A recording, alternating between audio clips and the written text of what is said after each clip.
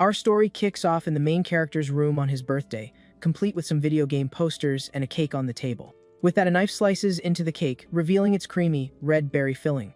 He takes a bite and yup, his face says it all, the taste is absolutely horrible. He furiously chucks the cake in the trash. That thing cost him a whole 29 yuan, money that would have been better spent on gacha pulls.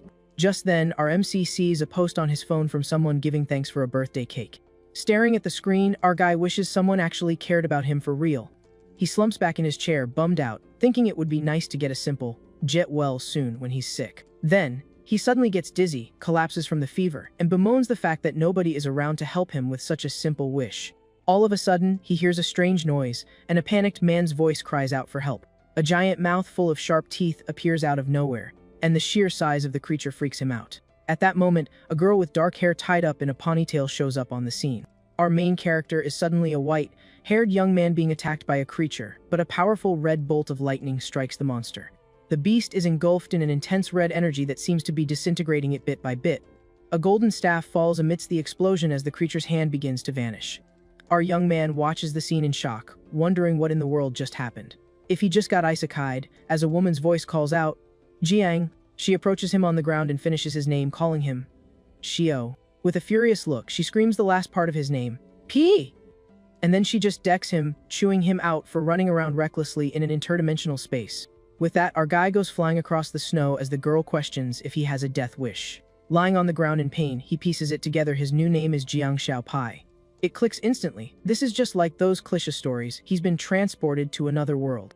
This new place is the Star Martial continent, and it's buzzing with a bluish energy. The biggest difference in this world are the portals that connect to dimensions filled with fantastical creatures. Besides the monsters, a mysterious force called Star Force also flows out of these portals.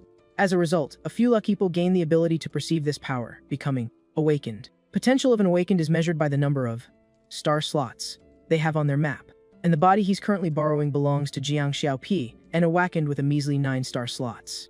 The dark-haired girl then calls his name again. He recognizes her as Han Jiangshu, his stepsister, a prodigy with 30 star slots who's basically the chosen one. His sister helps him up from the snow while he complains about the cold, and a figure approaches them. Suddenly, a female voice yells out that she's finally found them. Our girl runs towards them, asking if Shu is okay. She hugs her friend, and our guy remembers that she is Xia Yan, a girl with 28 star slots. Xia Yan turns to him and teasingly calls him Little Pai Pai. She scolds him for running around in the interdimensional space, and he apologizes, embarrassed.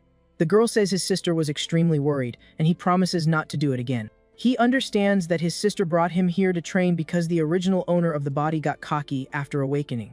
During a hunt, he got lost and was running from 2 monsters, but Han Jiangshu saved him.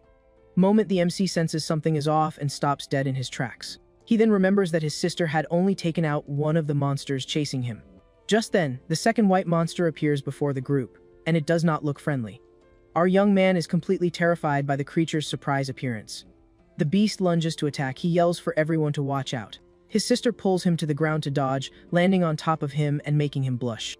He turns beet red, flustered by how close his face is to his sister's. The older sister uses her ability, creating energy claws to attack the beast. Desolate Neat Wind, she launches a powerful attack against the white, furred monster.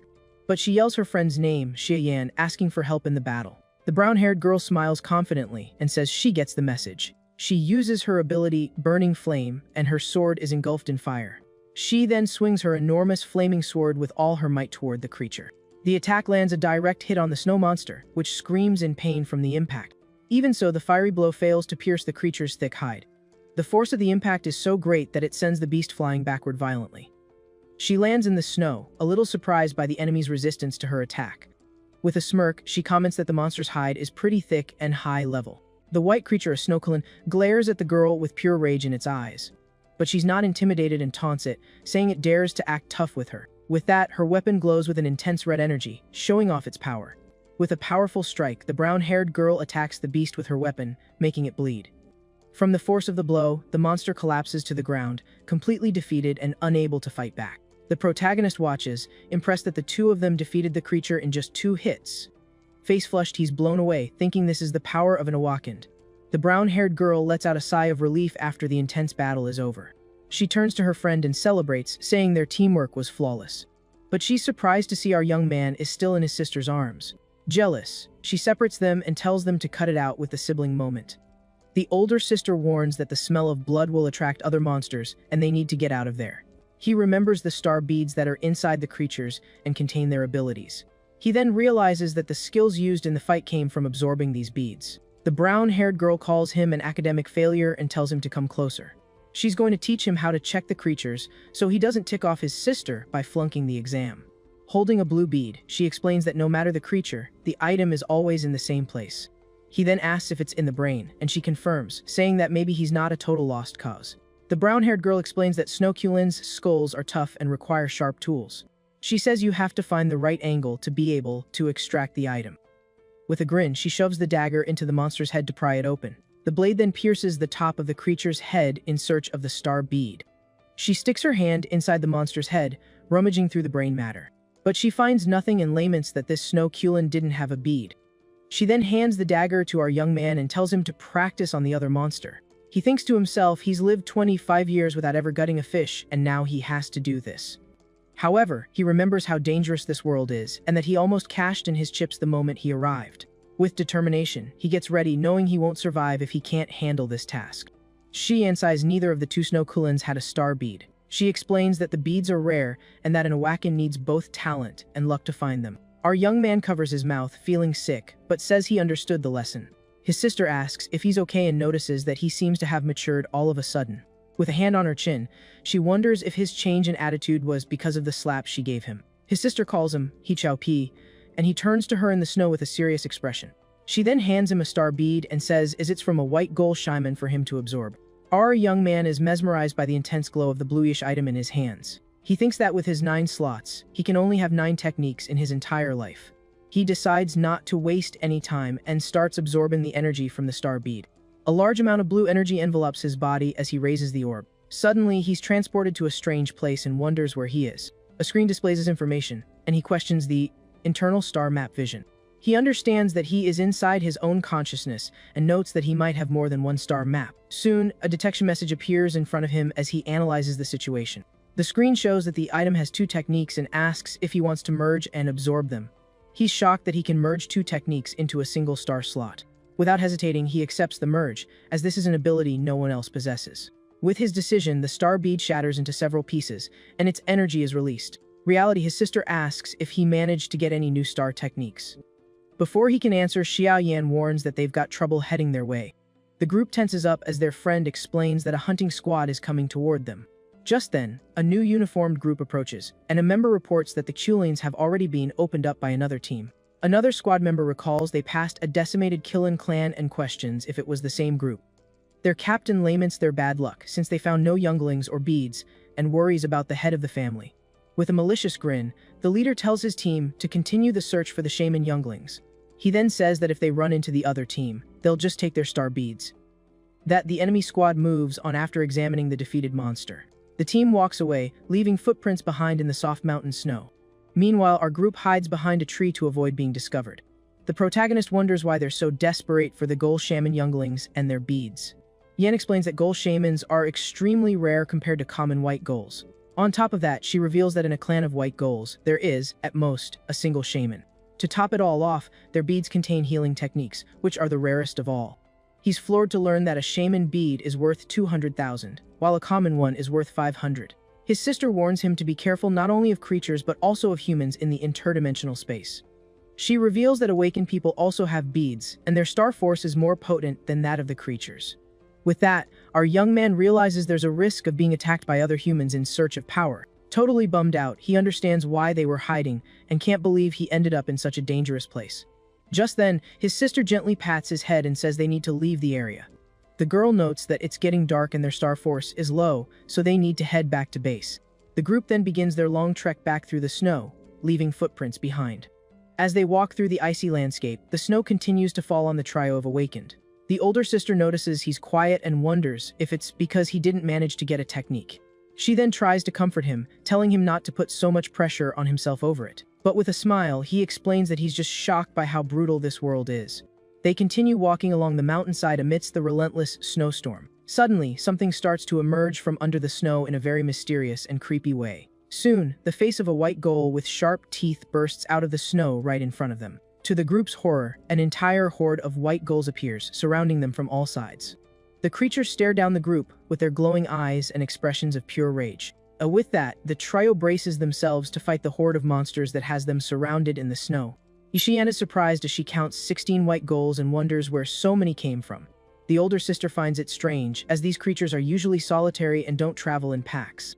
She concludes there must be a shaman in the clan, and the protagonist is shocked by the rare appearance. Her friend is worried, as they don't normally organize large-scale attacks against humans. At that moment, the horde of monsters charges toward the group to begin their assault. One of the white gulls roars fiercely, baring its sharp teeth to intimidate them. Without wasting a second, the brown-haired girl readies her sword, which becomes engulfed in flames. She then uses her ability Burning Flame and launches a powerful fiery strike at the monsters. The flaming attack lands a direct hit on one of the creatures, which is struck with immense force. Meanwhile, the sister protects the young man and uses her Desolate Wind technique to attack the horde. Right after, she prepares her Shattered Void ability, with red energy gathering in her hand. Her powerful attack hits the monsters in front, creating a massive explosion of energy. But one of the creatures manages to get past their defenses and charges toward our young man. The creature lunges with its sharp claws, ready to strike our defenseless MC.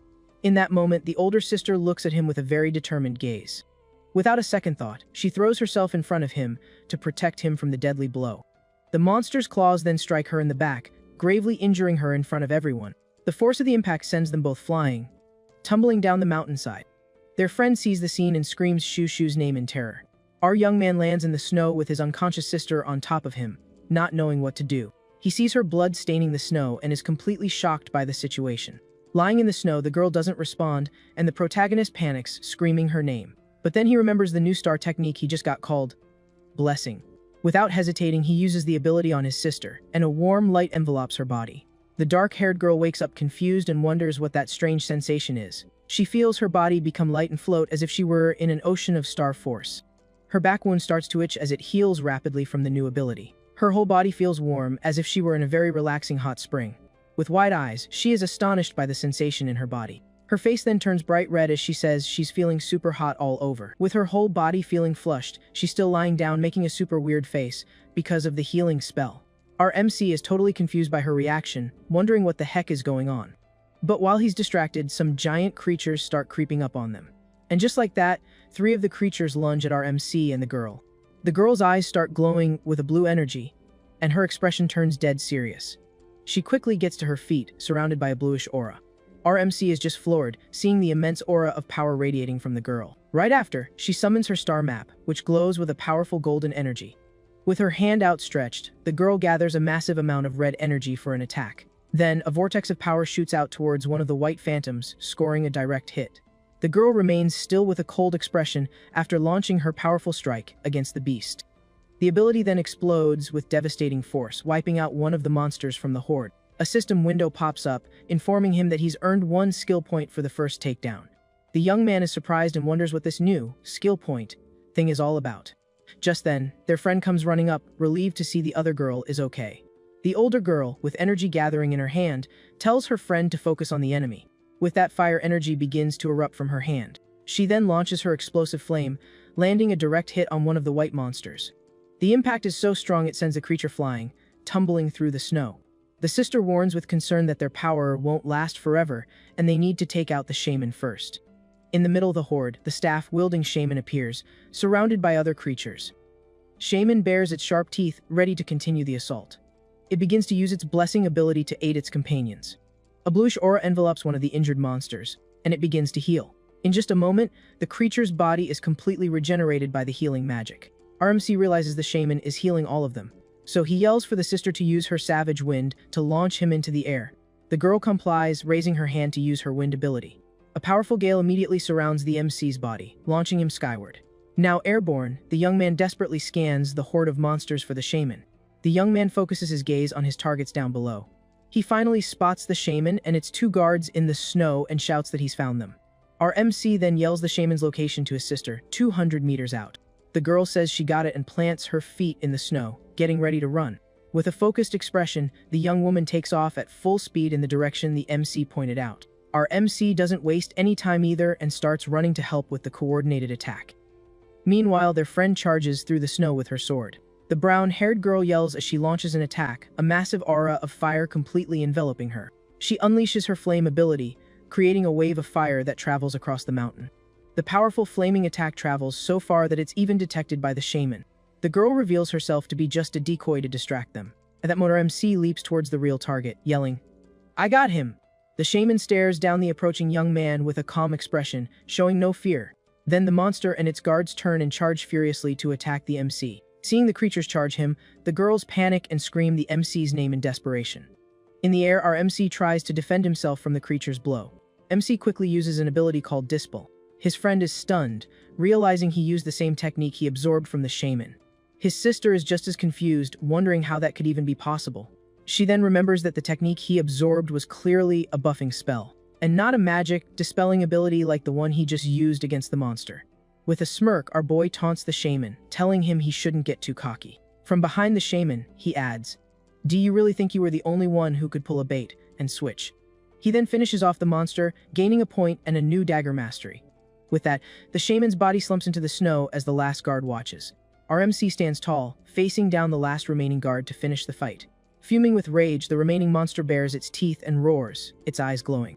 But to our hero's surprise, the creature turns tail and runs, with its tail tucked between its legs. The MC sighs in relief, saying, "That was a close one, and sheaths his weapon." At that moment, his companions run up and ask if he's okay. His relative calls out to him and says he has some explaining to do about what just happened. Our MC looks awkward and averts his gaze, not knowing how to answer them. He then asks if they can talk about it once they're somewhere safe.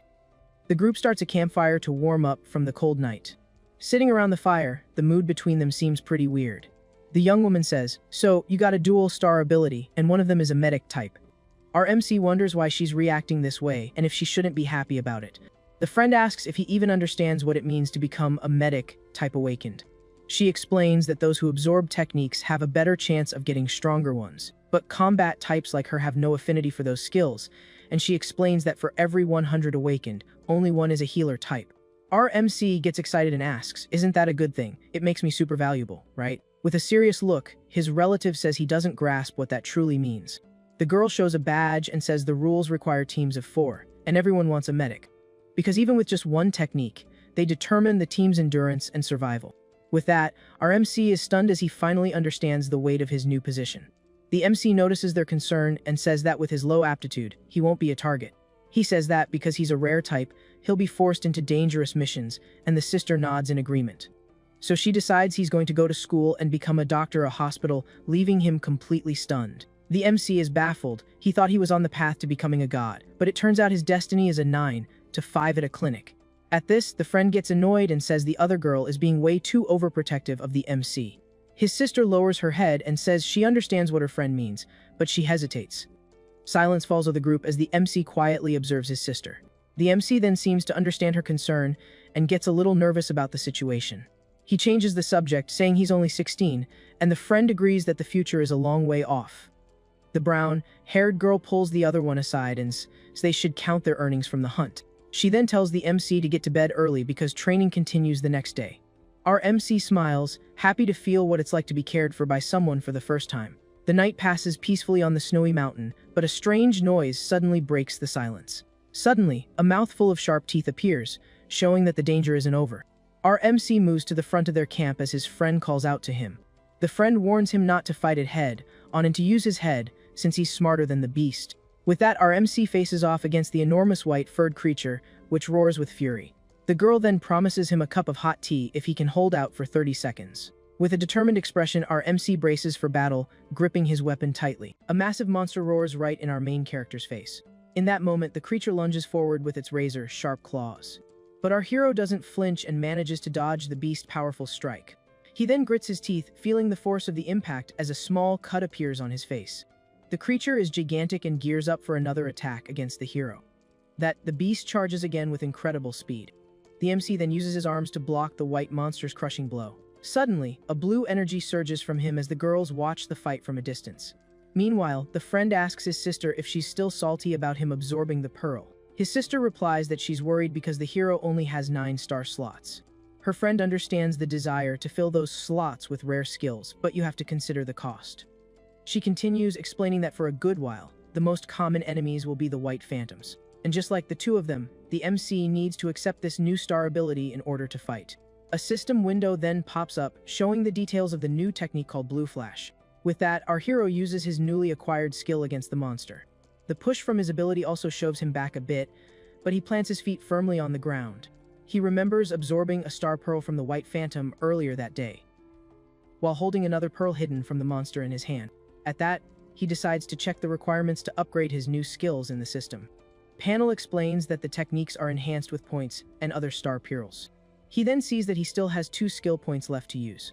The hero starts analyzing his options to get stronger as fast as possible. He recalls that in this world, skills are fixed, but his can evolve infinitely.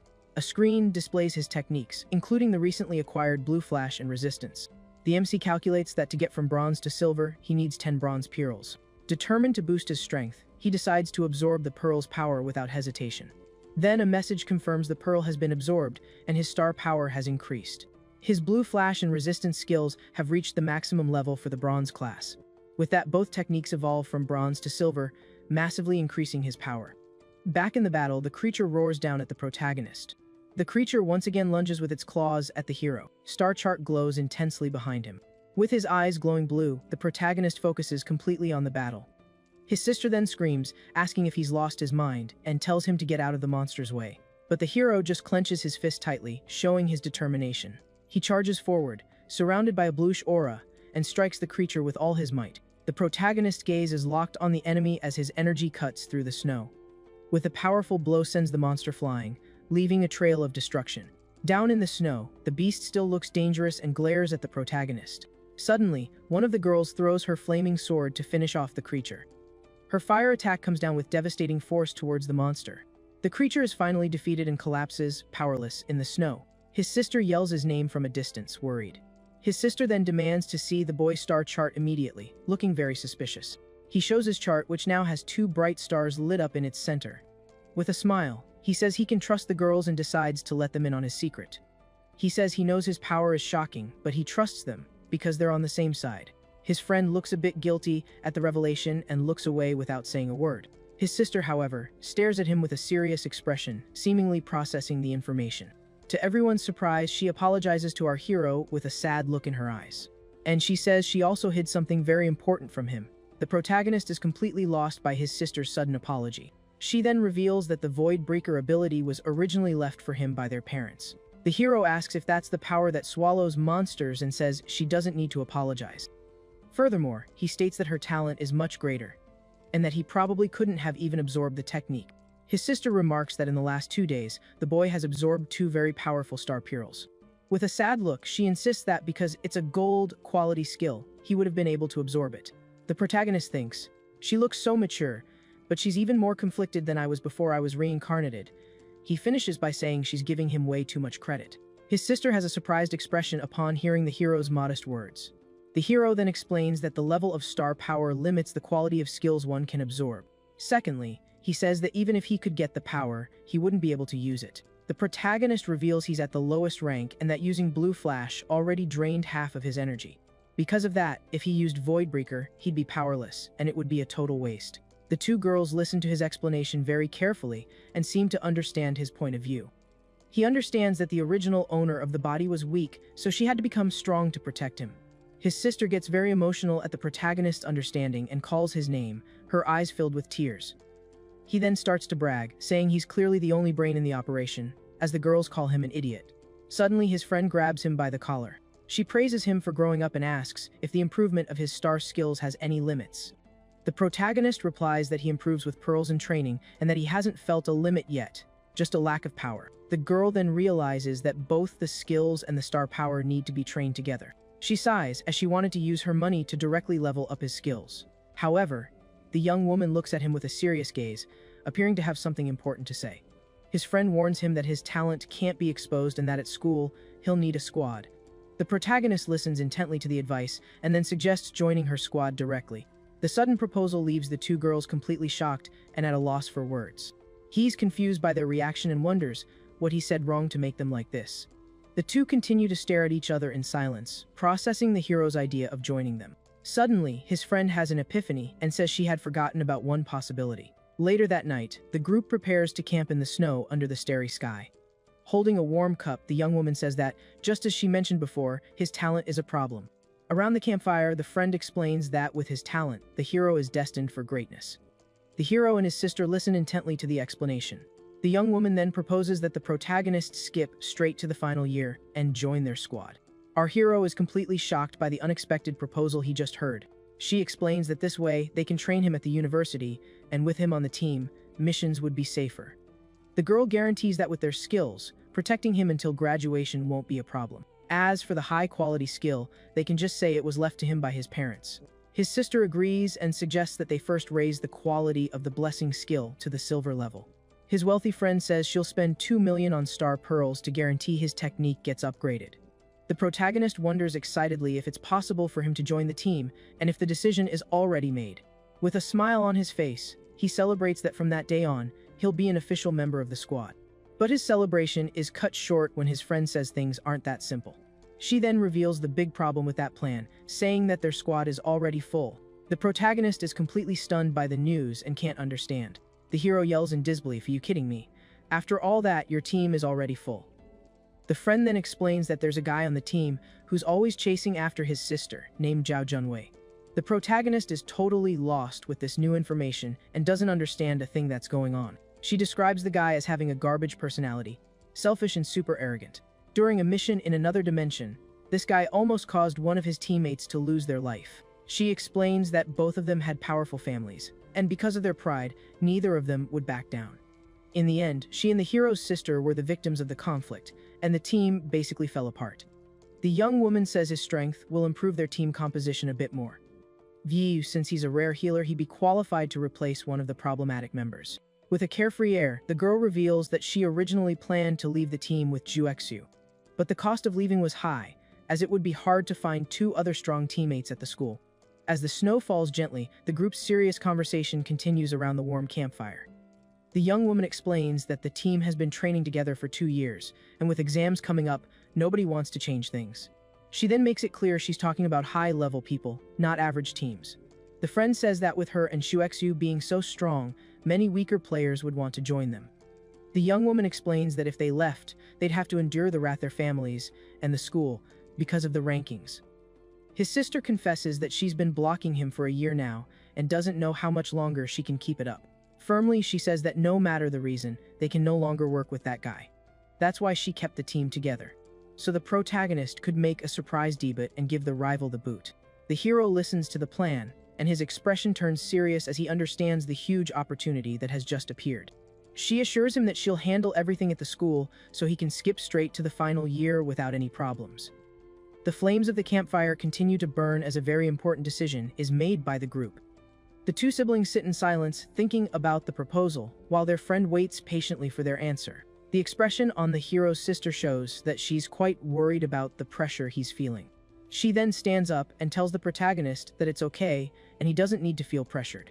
The friend agrees, commenting that he has just matured a bit and they don't need to rush things. But the protagonist says he wants to try, not just for them, but to survive in this world. His sister is completely surprised by the hero's determination and maturity. With conviction, he affirms that he's going to do it and that he definitely wants to join their squad. Extremely moved by her brother's attitude, the girl says his name, her chest swelling with pride. 7 days pass, and the place remains covered in snow. On the ground, we see another snow creature. The creature is wounded, and its red lifeblood stains the white snow. Our hero stands over the beast as a system notification pops up, saying his dagger mastery has increased. With a confident smile, he celebrates that he finally managed to take down a white phantom on his own and leveled up. Nearby, his friend watches him closely, looking impressed with the hero's progress. Shivering from the cold, the girl compliments him and jokingly asks him to use his star power to warm her up a little. The hero gets a bit flustered and replies that his skill is for healing, not heating like she thinks. Even so, he uses his blessing on her, and the girl is enveloped in a warm, golden aura. With an expression of pure bliss, she says the sensation is very comfortable and seems to be enjoying it a lot. Meanwhile, the protagonist and his sister stand side by side with a look of disbelief on their faces. His sister then announces that there's 1 week left before school starts and they need to leave the area. The hero gives a salute and replies that he got the message, ready for whatever's coming. Suddenly, a giant blue energy blast cuts through the air at high speed. The strike hits the ground right near them, causing a huge impact and catching them by surprise. With wide eyes, his sister questions what that thing is that just appeared in the sky. She then yells that it's a flare from someone asking for help and warns everyone to stay alert. The protagonist, with a serious look, asks if they should go check out what's happening. But his sister stops him and explains that the signal was fired for the area's guardian team. With a serious look, she says the signal is a warning that the area is dangerous, and they should leave. Meanwhile, a group of explorers runs desperately from a horde of giant white monsters. One of the guys is running in a panic, carrying something in his arms. The older sister yells for everyone to hide because danger is heading straight for them. Just then, one of the explorers tells his captain they can't shake the creatures. Another member of the group starts panicking, saying they're all going to be goners before the Guardians even show up. Their leader is clearly stressed out by the whole situation. He preps a fire skill, a small sphere of energy forming on his finger. The captain unleashes an explosive flame, but the target was one of his own teammates. The guy hit by the fire is in total shock, calling out to his leader, completely confused. But the captain just smirks and says he'll report that he died heroically on the battlefield. Now the poor guy is left behind, surrounded by the horde of furious white monsters. The abandoned explorer screams in despair as he sees his terrible fate closing in. He reaches out his hand, watching his former partners run away, leaving him to perish. The enormous white, furred creatures close in on the young man. Meanwhile, our main character's group is watching everything from a distance, hidden behind a rock. Our MC is shocked by the sheer number of them, saying it looks like a parade of ghosts. His older sister then recognizes the men and says angrily that it's the same group they saw earlier. The explorer's leader is holding the shaman cub and says this is why they caused such a ruckus. Hearing this, our protagonist asks his older sister what they should do now. The girl tells him to wait, guessing that there must be two shaman clans there. Two shamans in red robes appear, sliding down the snowy mountain. The sister then realizes that they need the star pearls from these white shamans. She says this is a once-in-a-lifetime opportunity and they can't afford to waste it. At that moment, she yells out for her friend Xia Yan to spring into action. Xia Yan then leaps out for a surprise attack on one of the shaman monsters. In a coordinated attack, she strikes one of the creatures while our MC uses his blue flash on another. The charge fails, and their friend gets hit by a powerful blow that sends her flying into a tree. She then lets out a scream of pain from the heavy impact she took. Seeing his friend hurt, our boy shouts her name in desperation. Without hesitating, he crushes a red crystal in his hand to activate one of his skills. He then uses his blessing and a reddish energy flies toward his injured partner. The girl turns bright red and lets out a weird little sound as she receives the healing magic. His friend, with her face all flushed and a look of pure bliss, says that the feeling is incredible. But one of the monsters takes advantage of her distraction to charge straight for the girl. Even so, she doesn't seem to care and, with an excited smile, invites the creature to a fight. Then the young woman charges forward with her flaming sword, creating a trail of fire in the snow. Our MC is shocked and says she's gone nuts, but his sister complains that she's just wasting power. With an awkward smile, he thinks that maybe his blessing was a little too good for her. His sister then says that having a healer on the team has made her overconfident and reckless. Because of that, she says they can't count on their friend, and that she'll lure the ghost shaman to them. The older sister asks our MC to watch her back while they get ready. Just then, one of the white creatures roars and charges furiously toward our boy. The beast gets right up in his face with its sharp teeth, using a taunt skill. He's now face to face with the monster but keeps his cool and braces for the blow. And with a swift move, he shoves his blade into the creature's head with all his might. Right after, he stands over the defeated monster as his eyes glow. A system notification pops up, informing him that he's gained an extra skill point. The protagonist wonders how he's still getting rewards, even when his teammates are the ones doing the takedowns. Meanwhile, his friend, still shivering from the cold, asks him to use the blessing again to warm her up. But he yells that he's not a vending machine and his star power is almost empty. At that moment, one of the shaman creatures uses a skill to increase its speed. With that, the white monster starts to flee at high speed down the snowy mountain. Seeing the creature getting away, our young man yells desperately for them to stop it. His friend with the flaming sword says there's no way they're getting away from her. When she tries to run, she ends up tripping on a rock in her path. She face plants in the snow, leaving our MC completely stunned. The older sister complains that she barely missed hitting the monster with her wild wind. The shaman keeps running, getting faster and farther away from the group. So our MC starts to think of a way to slow the creatures down. He remembers his older sister saying that his blessing was different from others.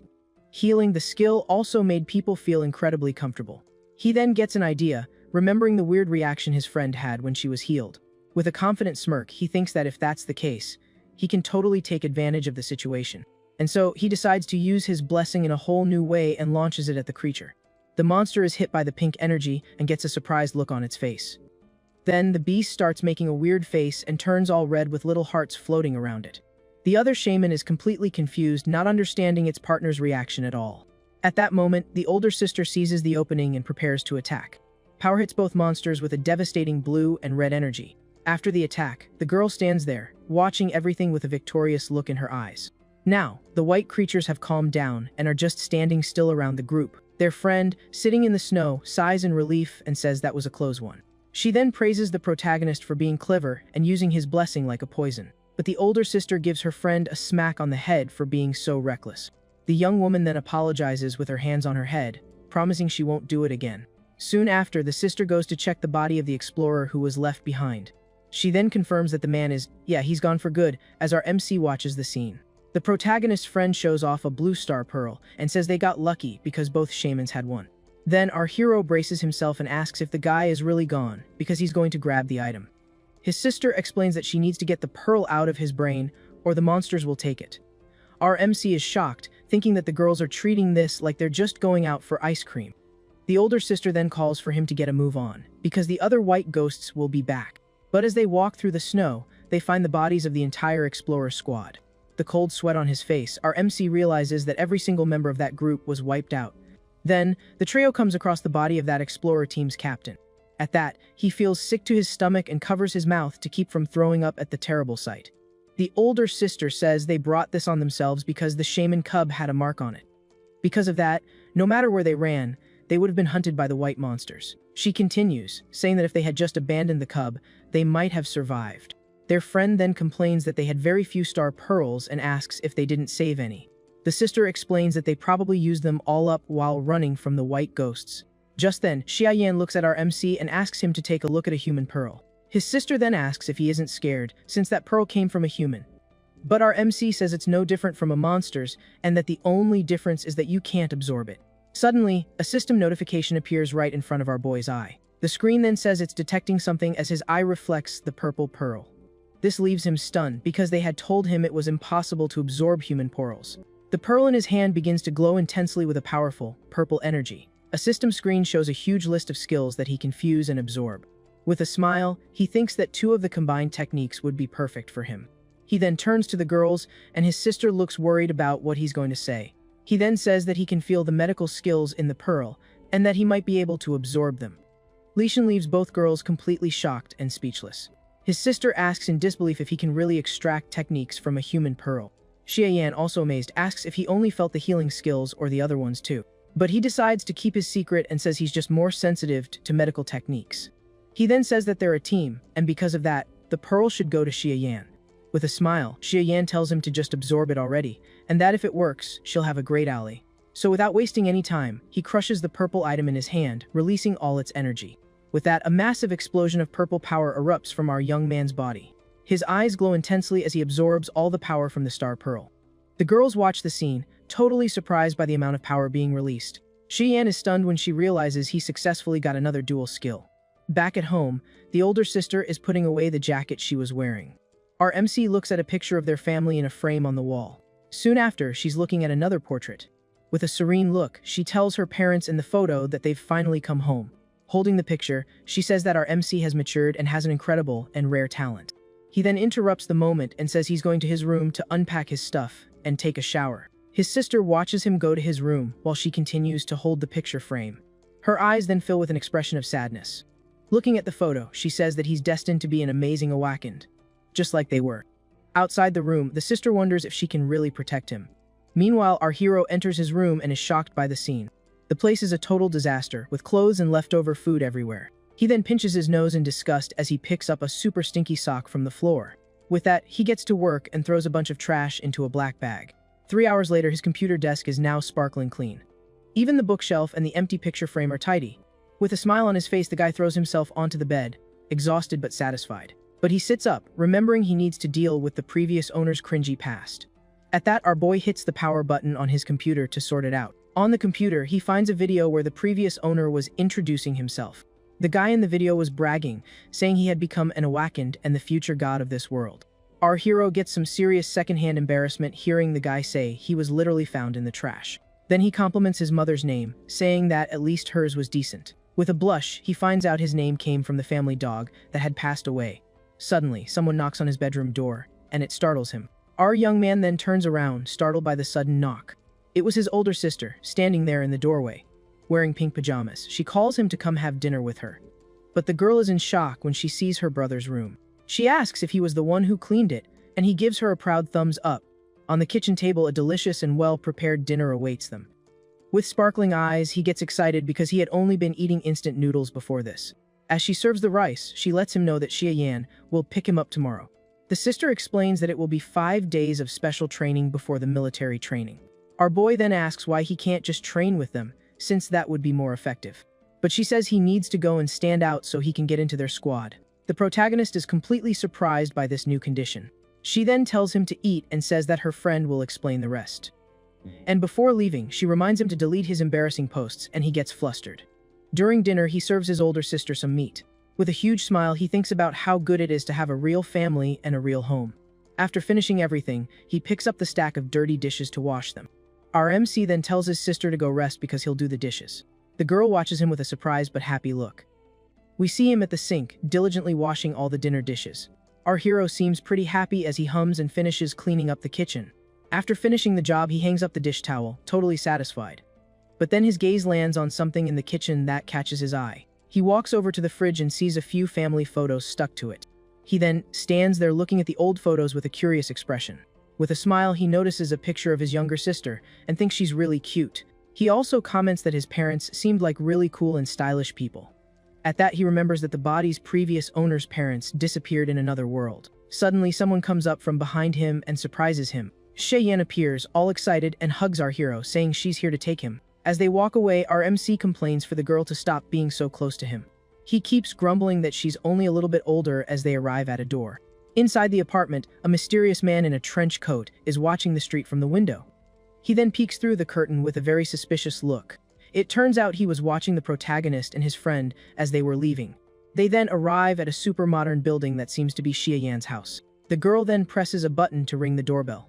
She strikes a pose, all excited and full of energy. Soon, a muscular man wearing boxing gloves appears and greets her. The friend then introduces the man as our hero's new trainer. She explains that after 5 days of training, he needs to go to the school and get selected. The goal is for him to stand out among the other students to get into their team. Xia Yan says the most important thing is to show his worth to get the leader's attention. To finish things off, she takes his cell phone and tells him it will be confiscated during the training. With a smile, his friend informs him that his meals will be delivered and that she's going to get some rest.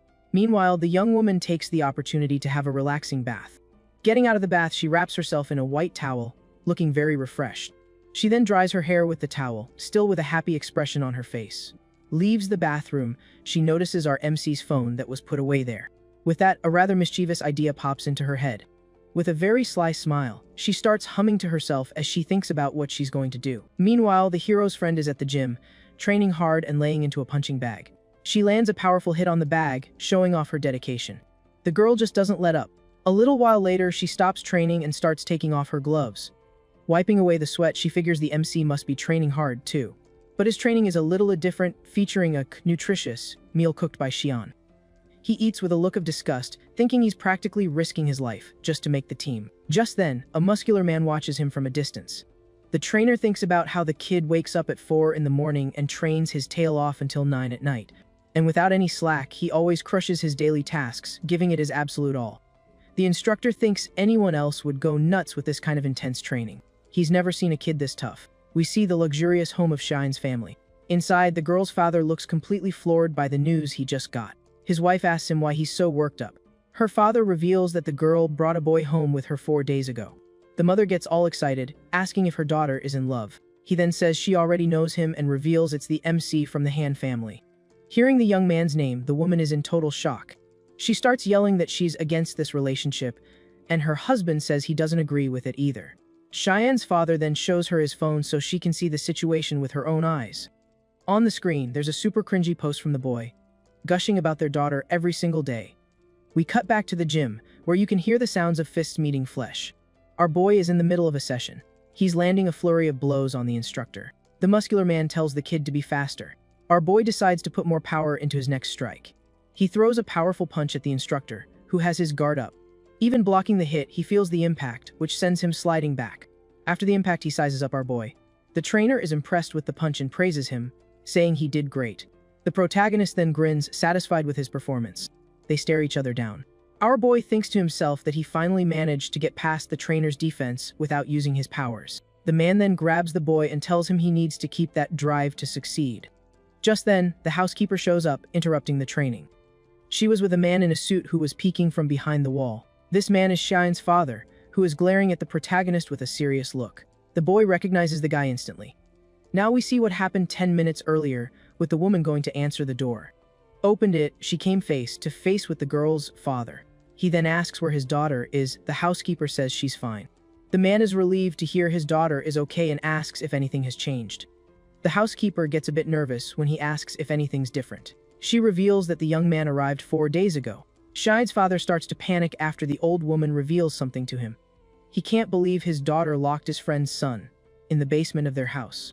The housekeeper says that Xian hired a personal trainer for the boy. Hearing about the training, the girl's father gets even more confused.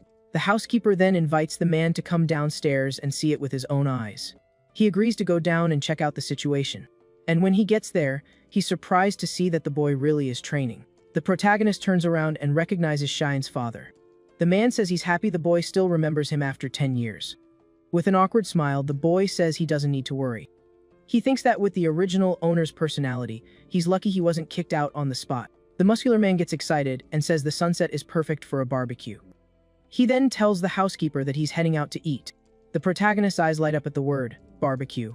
The boy gets all hyped up and starts repeating that he wants barbecue too. And so, they get ready to go out and grab some delicious kebabs. Our boy eats the kebabs with gusto, saying the food is amazing. Meanwhile, Shine's father watches the young man with an attentive gaze. The man says he's happy with the boy's change and that his parents would be proud. Our young man thinks about the original owner's parents, who have been missing for years. He then asks if people who disappear into other dimensions can ever come back.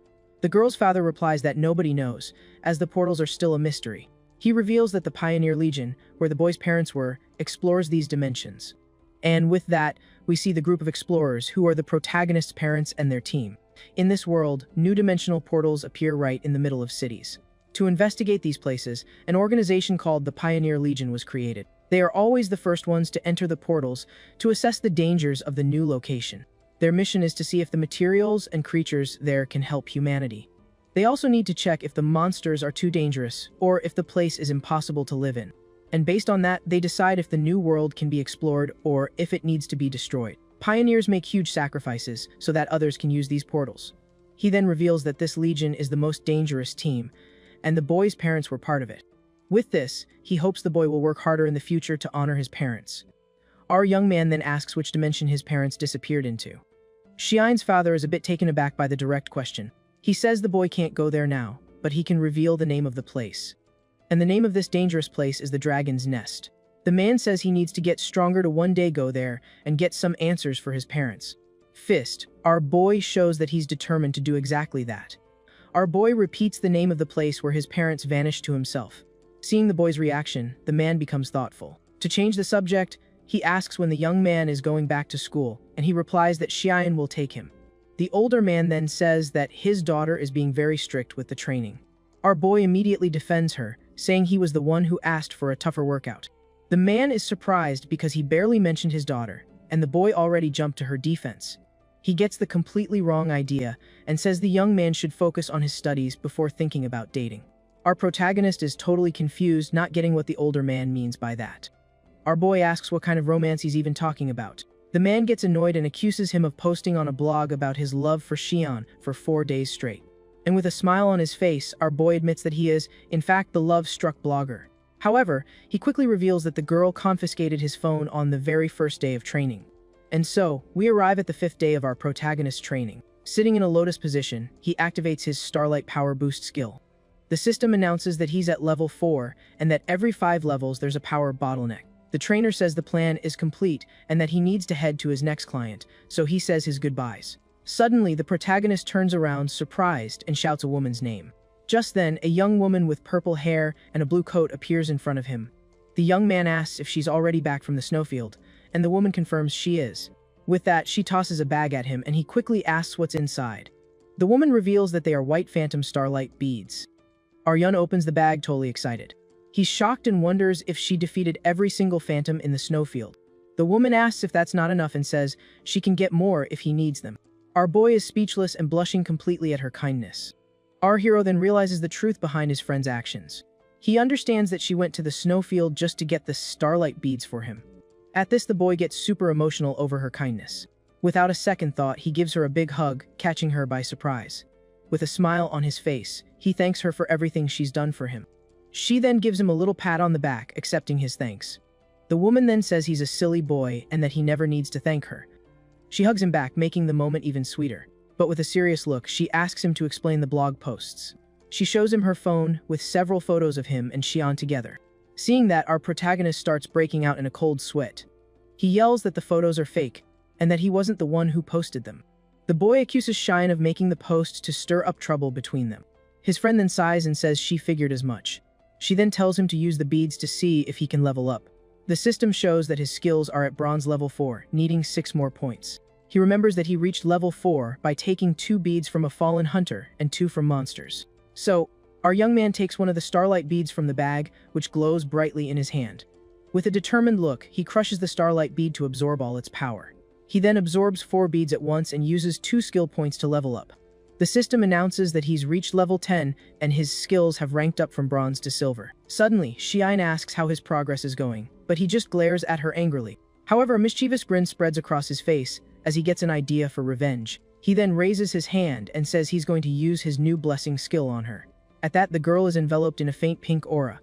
The young woman is completely confused, not understanding what's happening to her body. Suddenly, the woman's mind is transported to a tropical beach with a bright, shining sun. She feels a warm breeze. The girl then notices the different sensation taking over her body. She feels like she's on the beach, enjoying a warm and pleasant breeze. She says that this skill is easing all the fatigue from her body. With a smile on her face, she enjoys the pleasant sensation. Back in reality, the woman hugs herself, saying the power of the blessing is incredible. His other friend scolds him, while our boy says he was just testing out his new skill. Then we see Binching High School. Inside the car, his friend warns him that there are regular students at the school and that he shouldn't get into any fights. Xian then teases her friend, saying she's become more talkative since the boy matured. She then waves to our boy from the car. The young women say their goodbyes and tell him they'll be waiting for him up ahead. Our protagonist then walks toward the school building. Pulling his suitcase, he reflects on how he fought to survive in the snow. He complains that he's been out of school for years, and now he's starting on hell mode. With a teary-eyed expression, he wonders why he couldn't have just reincarnated straight into college. The next day at school, our boy gets called to the disciplinary office. The teacher calls him by name and brings up his 9-star slots. The professor asks if he delayed his enrollment because he was training in the snowfields. The protagonist confirms. But the teacher thinks that sounds more like an excuse to dodge military training and asks to see his star chart. Jiapi agrees with a smirk. With a quick flick of his finger, he activates his ability. Our protagonist's star chart appears. The teacher is stunned and speechless. He then realizes that Jiang Xiaopi is an awakened with 3-star skills. On top of that, he sees their blessing, blue flash, and chime, all powerful skills. The teacher is in disbelief, questioning how he has 3 silver skills if blessing and blue flash are brass tier. Jiang Xiaopi then says they were from pearls left by his parents. Jiang explains that they disappeared on a mission 3 years ago. The teacher then asks who took him for training in the snowfields. Our hero replies with conviction that it was Han Jiangshu, his older sister. The professor understands and notes that he's from the Han family, which is why he took his mother's last name. He thinks it's a shame he only has 9 slots, but with 3 silver skills, 2 of which are for healing, he's incredibly valuable. The guy says our hero is a top dog at the school and tells him to come with him. They arrive at the training grounds and a girl yells that there's a new, cute guy. This is Yiliana, an awakened from class 2 of the first year, and she's totally hyped. Another girl, Lu Qi, also from the same class, points out that the coach is talking to him. Lu Qi wonders if he's the expert from class 2 who left for special training. Awad asks if our hero is a student from class 2. Protagonist excitedly calling him Big Bro Lee. The professor then asks if the two of them know each other. Instructor Lai explains that he trained the kid for the last few days and didn't expect to see him here. Says that Director Gao called him in as an emergency substitute. The coach then tells our boy to get back to his unit. Meanwhile, a group of students is watching. One of them calls out to Jiang Xiaopi. The guy introduces himself as Liu Bufan, the class rep for class 2, and offers to help. The classmate welcomes him and asks how many slots he has. Our hero replies that he has 9. Liu Bufan looks confused, but our protagonist just confirms it. The other student seems disappointed. He then scoffs at our hero, saying he thought he was a big deal, but he's just a loser with 9 slots. The protagonist is surprised by the classmate's comment. Everyone around them gets tense. The girls wonder if they're going to fight over this. Liu Bufan tries to cool things down, saying the school must have recognized Jiang Xiaopi's skills. The student continues his taunt, saying everyone was waiting to see who would get the last spot, and the result is a 9-slot loser in the elite class. Oppi thinks for a moment before replying. With a smile, he reveals that he may not have many slots, but he's a medical type awakened. The group falls silent, completely shocked by the revelation. If he's really a medical type, and our boy confirms it. Our protagonist then challenges the guy to go with him to the registrar's office to confirm his medical skills. The guy complains that he should have said so earlier, since he just made a fool of himself in front of everyone, and stunned and shouts, "A medical type," apologizes for yelling so loudly. She gets excited and says he's the only medical type among all 8 first-year classes, and he's in their class. Her blonde friend just nods, still a bit dazed. The instructor blows his whistle. With the sound of the whistle, the instructor dismisses the class for the day. The students start leaving the field. Our hero walks down the hallway. He thinks that besides the regular classes, the school has special classes for the awakened. Grade has 8 classes, and students are assigned based on the school's evaluation. Since he arrived late, most of the squads have already been formed. On top of that, there are only 3 days left until the end of military training. If he wants to represent the class in the competition, he'll have to show his hand. The next morning at 4 a.m., the sky is already getting light. Luki runs panting, asking her friend Nana to wait for her. The blonde girl complains about waking up so early to train, but Luki says it's the best time to improve. Tired, Luki wonders who they're even trying to get ahead of since there's no one else on the track. Then collapses onto the ground exhausted. She complains that she just wanted to draw manga in peace and never wanted to become an awakened, filled with tears of frustration. Just ahead, a group is running on the track. Our hero is among them, and she wonders if he's training even harder than they are. "Hey, you." The white-haired student. Luki approaches him excitedly and introduces herself, saying they're in the same class. Deuces himself back as Jiang Xiaopi. Suddenly, the girl grabs his hand excitedly. With a smile, she asks if he's found a squad yet and invites him to join hers. She shakes his hand and asks if he's really a medical type. Luki guarantees that her squad has a tank and a DPS, and that they'll keep him safe. But her friend appears behind her, startling her. Yuliana, Luki's blonde friend, also introduces herself and says she's from Class 2. Luki also introduces the brothers Ju Wen and Ju Wu, who are part of their squad. Jiang Xiaopi looks at the group and thinks that with 4 people, their team is already full. So he thanks them for the invitation, but says their squad already seems to be at capacity. Luki says that's not a problem, and that she can be the sub since she's just the team mascot anyway. Our hero gets thoughtful, realizing she only got on the team because she's friends with Yuliana. He remembers seeing them train and knows the twins are great in combat. With that, Jiang Xiaopi decides that joining a strong squad would be good for his growth. One of theirs, Ju Wen, asks what medical skills our hero has absorbed. The other brother, Ju Wu, cuts him off, saying they should introduce themselves properly first. He then shows his fist-type star chart and says he has 20 slots and 2 skills. Yuliana also shows her power to our boy. She reveals she has a dual 1-star chart with 21 slots and 4 skills. Our protagonist thinks that talents like his sisters are rare, but these guys are definitely above average. Then our protagonist says he has 9 slots and his skills are all silver grade. The older brother, Ju Wen, is shocked that he has 2 healing skills. Wide eyes, he catches what he just said. He asks what grade the skills were, and our hero confirms they're silver. Stunned by the revelation and shouts in unison, "Silver." With all the yelling, our boy covers his ears, annoyed. He's surprised by the group's over, the top reaction. Suddenly, they all jump on him, begging him to carry them on missions. Our protagonist, a bit flustered, asks them to just call him Xiaopi. Our hero thinks that finding a squad was easier than he imagined. The next day, a crowd gathers on the training field. A guy runs and tries to land a punch on another, but the dark-haired guy dodges it with ease. He then faces him with a smug grin, asking if that's all he's got. Right after, he counters with a powerful punch to the other guy's stomach. The sound of a whistle echoes. The coach yells at Gao Junshin, telling him to stop and reminding him that's a fellow student. But the guy replies dismissively, "Hey, it's not like I finished him." Just then, one of Gao Junshin's friends calls him over and points toward Class 1. The bully looks in the indicated direction and sees our hero standing near Yuliana. His friend says that's the guy from Class 2 who was skipping military training. With a malicious smile, Gao Junshin seems to get an idea. He then calls his buddies over and says they're all going with him after training. Plans to give our hero a special welcome lesson. Training finally ends. The students celebrate the end of training, and the blonde girl calls everyone to head to the cafeteria. Yuliana remembers they forgot to exchange contact info. She then pulls out her phone and asks to add our protagonist as a friend. Jiang Xiaopi agrees and takes out his phone to add her contact. Hiding behind a tree, Gao Junchen and his friend are watching.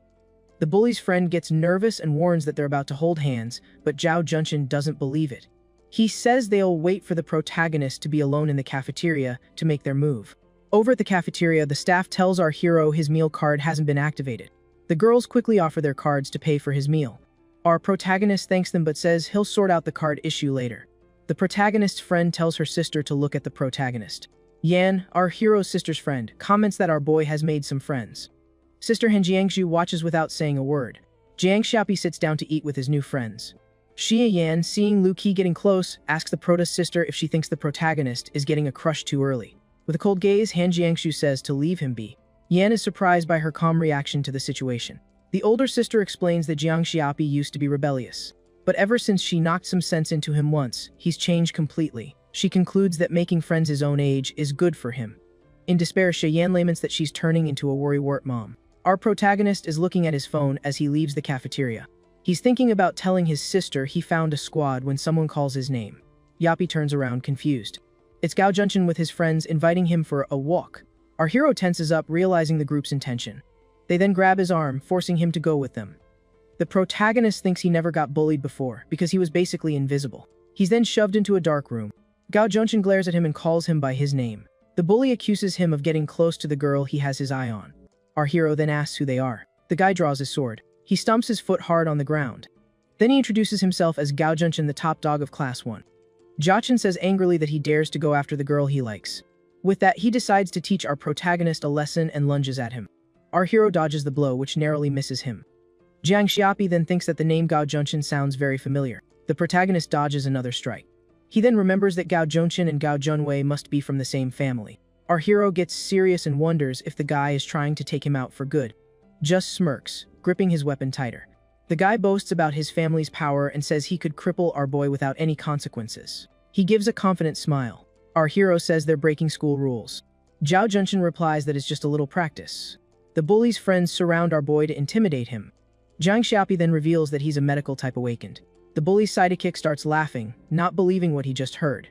Both of the bully's friends laugh out loud. He then says it doesn't matter what kind of awakened Jiang Xiaopi is, because he's trash with only 9 slots. The sidekick then orders the others to grab our hero. The two goons grab Jiang Xiaopi, pinning him down. Our hero then twists one of their arms, slams him hard onto the ground. The other friend gets furious and yells that he dared to fight back. Our boy then prepares to attack the other one too. He then lands a powerful punch on him. From the impact of the blow, the guy spits out a mouthful of blood, thrown backward, and he slams hard against the wall. Is shocked by our hero's strength. The other classmates are frozen in place.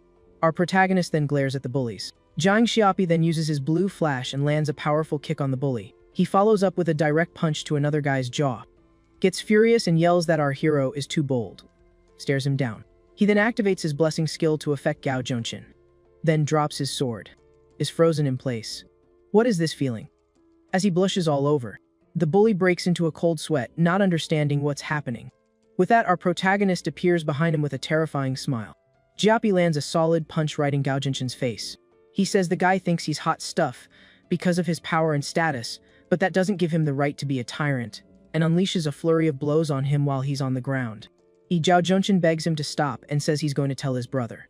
Our hero replies that this is just practice, and if you're going to bully people, you have to be ready to get bullied back. One of the bully's goons screams that his ribs are broken. Our hero asks if what he said about it, courting a little, is true. Our protagonist tells them not to worry. He then reveals with a smile that, as a medic, he can heal all their injuries. The school looks peaceful and sunny. A student told the protagonist's sister what was happening to him. Han Jiangxu runs desperately, hoping nothing has happened. With a powerful kick, she bursts through the classroom door. The older sister yells for everyone to stop and blames herself for not looking after her brother. But as she enters, she's confused by what she sees. Han Jiangxu notices the broken sword on the floor. The student who came with her asks if they made it in time, and if anyone got hurt. He is shocked by what he finds in the room. The protagonist's sister sees all the bullies lying on the floor. She then calls out for Jiang Xiaopi. Han Jiangxu runs to him and worriedly asks if he's okay. Han Jiangxu explains that his class's communications officer told her he saw him being dragged away by other students. She says she saw his last unanswered message and came looking for him. The older sister is relieved he's okay and tells him to go back to training, and she'll handle the rest. Is confused. Our hero thinks she's got a clear conscience. He then says there's nothing to handle, that everyone's fine, and if she doesn't believe him, she can just ask them. One of the bullies quickly agrees, saying they were just practicing with Brother Pai. The guy thinks that Jiang Xiaopi is a monster because he beats you up, heals you, and then beats you up again. While elsewhere in the school, Zhao Zhongchen is crying in the hallway, calling for his brother. He complains that our hero's blessing skill felt like poison. The guy then says the protagonist destroyed the blade his brother gave him and asks for revenge. The older brother tells him to focus on training to get a good ranking and not to annoy their mother. Zhao Zhongchen cries and his brother promises to get him a new wooden sword. The older brother then says that Gao Zhongchen is his most important little brother. Zhao Zhongchen says goodbye to his older brother, saying he's going back to training. The bully's brother is lost in thought. He remembers the name Jiang Xiaopi, Shir's useless brother. Elsewhere in the city, our hero and his squad are having dinner together. Yilian girl apologizes to our hero for dragging him into this mess. Lu Qi says there's nothing wrong with her friend being charming, and that Gao Zhongchen is a total jerk, and they should report him to the teacher. Our boy says there's no need to report him, as this is a fight between men, and he's already handled it. Zhu Wen, one of the twins, says they got what they deserved and that from now on, they'll stick together to help him beat them up. The other twin agrees and says they should stay together so they don't get caught alone again. He praises Lu Bufan for calling Senior Han for help, and that Senior Han is the commander of the school's top squad and a living legend. Our hero then reveals that Han Jiangshui is his sister. The protagonist's friend is surprised, because his sister is the #1 girl in school and the commander of the top squad. Qi screams in shock, "The ice goddess is your sister." Our protagonist is confused by all the titles and wonders what ice goddess means. Our protagonist takes the opportunity to mention that his sister's squad is having some internal issues. His teammate Zhu Wen is shocked and asks if he can even get into the squad with only 9 slots. Jiang Xiaopi says it's difficult but not impossible, and that his sister hopes he'll shine during the training. He explains that he's the only medical type awakened in his year and one of the few in the entire school. Yuliana says that being a rare medic with 3 silver skills, the teachers will see him differently. She advises him to think about himself since his sister's squad takes on dangerous missions. Our hero smiles and says he trusts her because they're family. Then he apologizes because if his plan works, he'll have to leave their squad. The group is silent for a moment. The brother Juwu looks at him thoughtfully. With a slap on the table, he says that if Jiang Xiaopi believes it's the right path, he should follow it. Zhu Wen agrees and says they'll always be brothers and will support his decision. Our boy asks if they aren't mad at him. The blonde girl says they wouldn't hold him back and that she was just worried about him. His teammate Zhu Wu says they're the ones taking advantage of him since he'll help them get a good ranking. Lu Qi cries, saying it's a shame because it's rare to have such a strong medic on the team. Her blonde friend teases her, saying she's just sad because she won't be the sub anymore. Our protagonist thanks everyone and tells Lu Qi that his reward will be hers. The girl refuses, saying what's his is his. Jiang Xiaopi raises his soda can and says their friendship is worth more than any reward. He chokes on his drink, and his friend scolds him for the dramatic scene. 3 days later, the competition between the freshmen finally begins. In the stands, some girls are commenting on the cute freshman this year. One of them is filming the event while others comment in the live chat. This is Su Ru, a third-year student who likes to document daily life. Suddenly, one of the students yells for her to look at the field. On the field, a student from Class 1 is surrounded by an aura of lightning. He looks furious after being completely electrocuted. His opponent wields a sword and a sphere of energy. The student from Class 1 immediately surrenders. The winner turns and says that was boring. Class 1 is then declared the victor. Su Ru is impressed with the quality of the guy's silver, grade star skill. She comments that this year's freshmen are very talented. One of the guys turns and looks around as if searching for something. He then finds who he was looking for. The bully points and yells Jiang Xiaopi's name, telling him to just wait. Our hero's group looks back. The guy swears he'll make our hero regret everything in the arena. Su Ru is confused, not understanding what's happening. The bully's older brother comments that it seems their little brothers have some beef. He tells our hero's sister that the next match is between them. The older sister tells him to shut up. She glares at him furiously and tells him to be quiet. The guy shrinks back and agrees to obey Commander Han.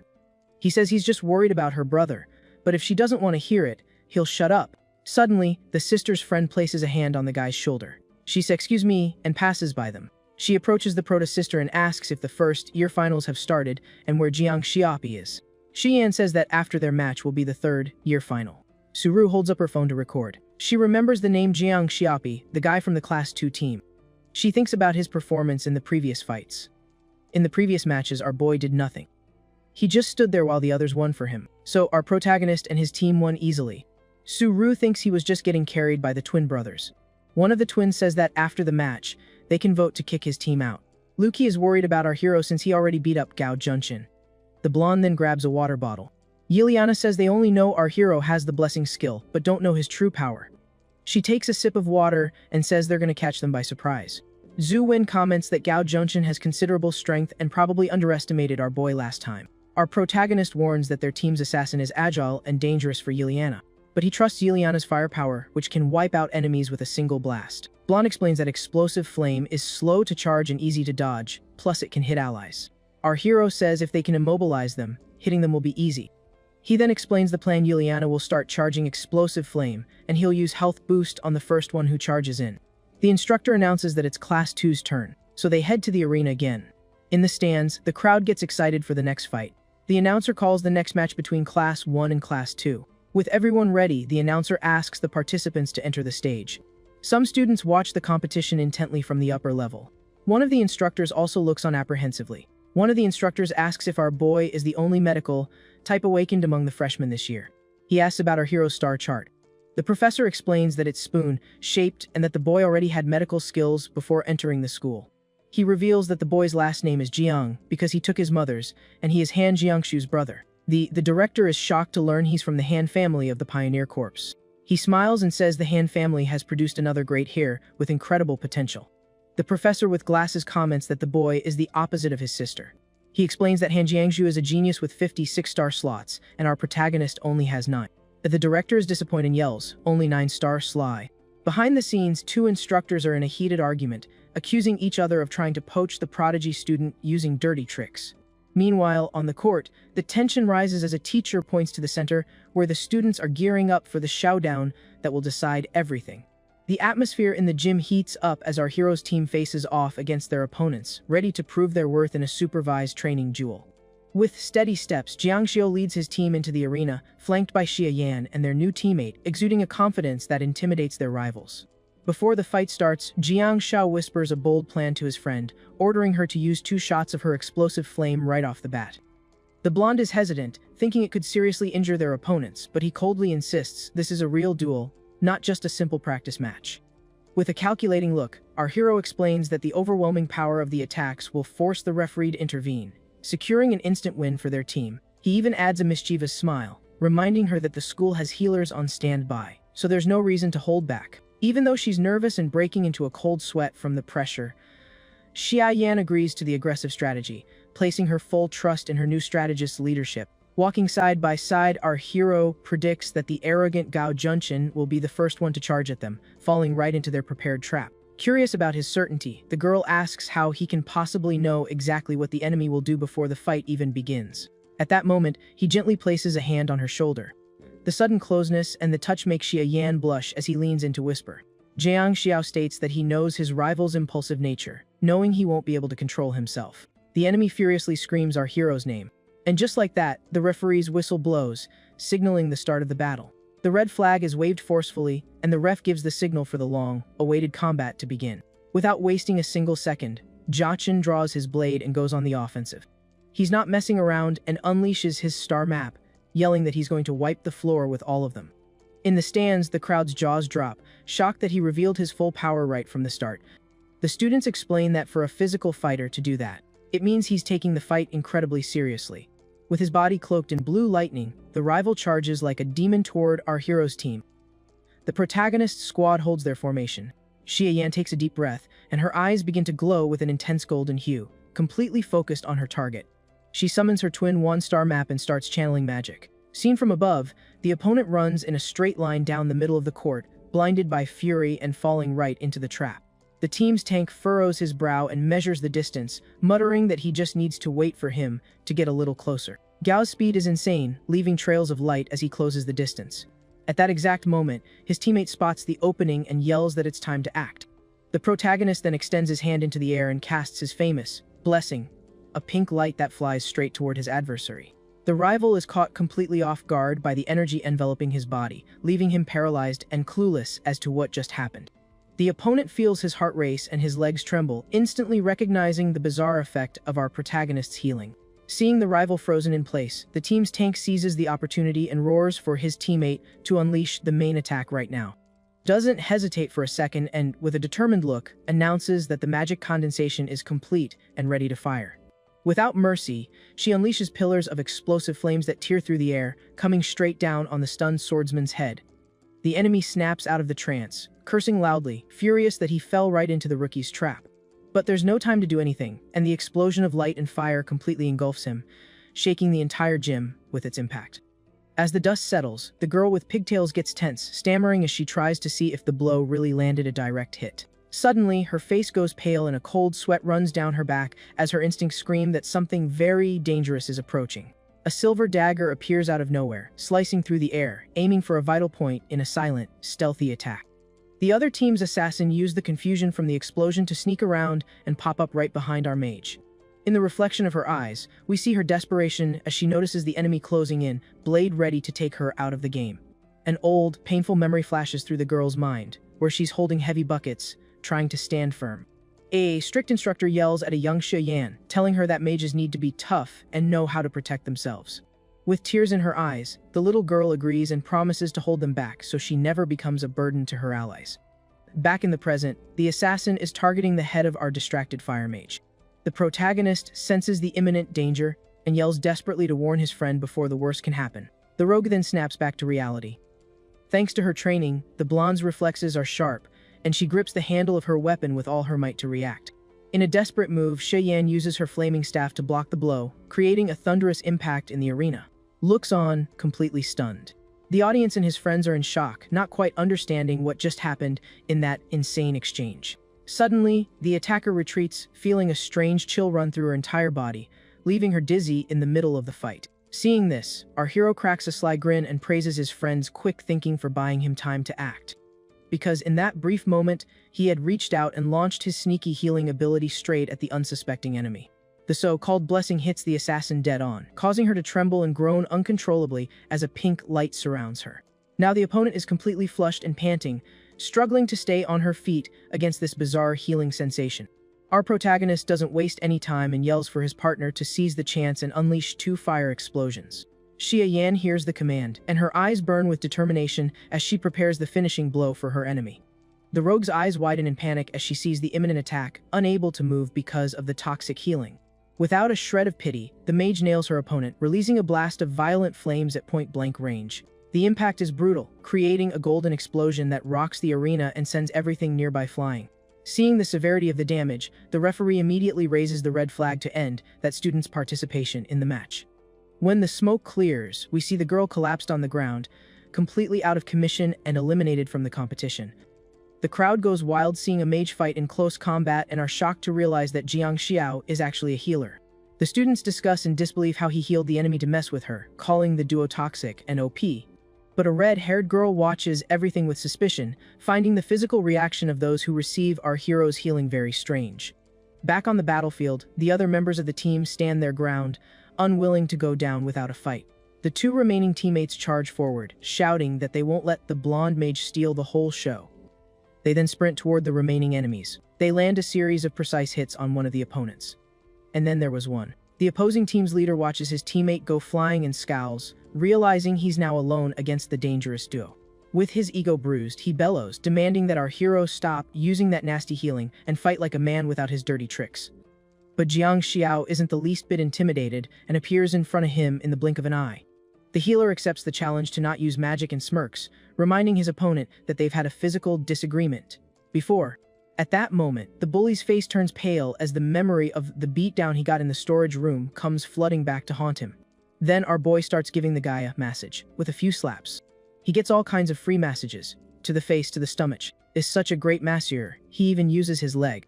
In the stands, one of the losing team's classmates panics and screams desperately for the referee to stop the one-sided thrashing. However, the referee remains impassive, announcing that the fight continues since the spoiled rich kid hasn't passed out or tapped out yet. The protagonist then grabs his opponent by the collar, but even completely battered, the pretty boy keeps cursing and making threats. Hearing this, Jiao Shu just sighs in disappointment, asking if all the young master of the great family is good for is barking and whining. Since he refuses to give up, our healer channels all his energy into his closed fist, determined to knock the rival out for good, as he's so stubborn. Finally, the swordsman can't take the beating anymore and collapses to the ground, completely out of the fight after learning the biggest lesson of his life. Watching their leader get massacred, the other member of the rival team panics, and his legs tremble so much that he collapses to the ground, scared to death. Without a second thought, the blonde guy throws his hands up in desperation, yelling that he forfeits the match before our hero decides to pay him a visit. His hand trembles in the air, signaling total surrender, because no one there wants to become a punching bag for a fighting healer who hits harder than a tank. The last remaining opponent looks around and realizes he's all alone against the protagonist's entire team in an unwinnable situation. Seeing that the fight can no longer continue, the referee raises the flag and announces the overwhelming victory for Jiangxiao's team to a round of applause. Class 2 erupts in joy, flooding the court and shouting that they're the best as they celebrate their classmates' insane performance in the arena. Xia Yan is surrounded by her friends, who are hyping her up, praising her courage and strength during the intense battle that just went down. While the losers hide their faces in shame, the students acknowledge that our protagonist duo is truly terrifying and way too incredible.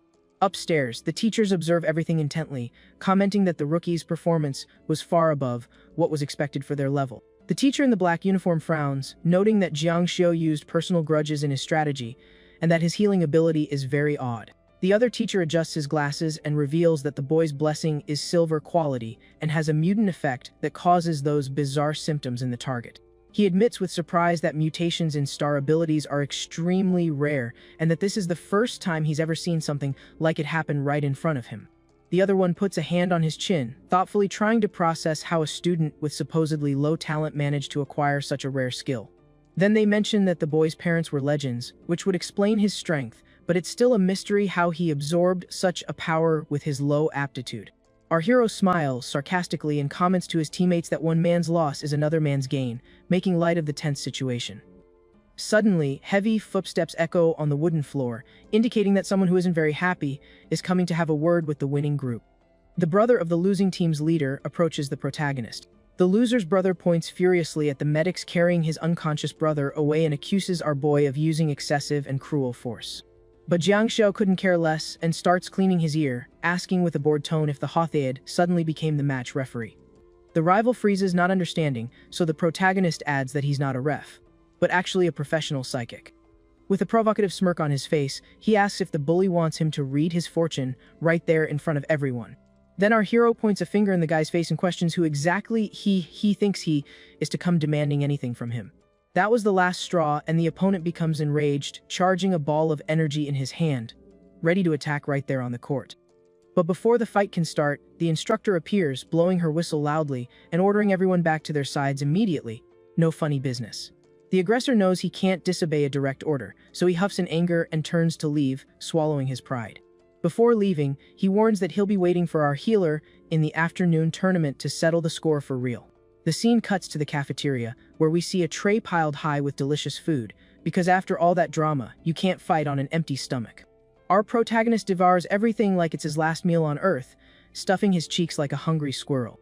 Suddenly, someone gets his attention, making the boy stop chewing. A smiling brown-haired guy approaches the table with a tray in hand, introducing himself as Lu Wei, our hero's sister's teammate. Jiang Xiu stops eating for a moment and stares at him, remembering this is the guy who was having trouble with the arrogant rival, and asks if his sister mentioned him. Chewing with his mouth full, the protagonist sizes up the guy's appearance, and thinks to himself how someone so good-looking ended up on the front lines just to take a beating. The guy strikes a heroic, sparkling pose and proudly declares that his calling is to be the team's shield, protecting his comrades from any danger. But the pose doesn't last long, and he shivers in fear, whispering that he'd rather face monsters than look back and see Xia Yan in a rage, because she's terrifying. With his cheeks puffed out with food, our boy is confused because, in his view, his blonde friend is pretty chill, and he doesn't get the terror the tank feels for her. Li Wei dismisses the topic with a wave of his hand and explains that he came here in disguise just to get a look at their future teammate. He reveals with a serious look that their families have already spoken with the principal about the protagonist joining the team and that everyone has high expectations for him. Time flies by, and the camera focuses on the blue sky, indicating that the break is over and the time for the big afternoon showdown has finally arrived at the academy. In the preparation room, we see the hero's sister sitting calmly while Xia Yan does her stretches, getting ready to enter the arena. The blonde stretches with total flexibility, focused and ready to show what she's got, as the announcer declares that the battle is about to begin. On the other side, the loser's brother hears the call and walks toward the entrance with a murderous expression, eager to make good on his earlier threat.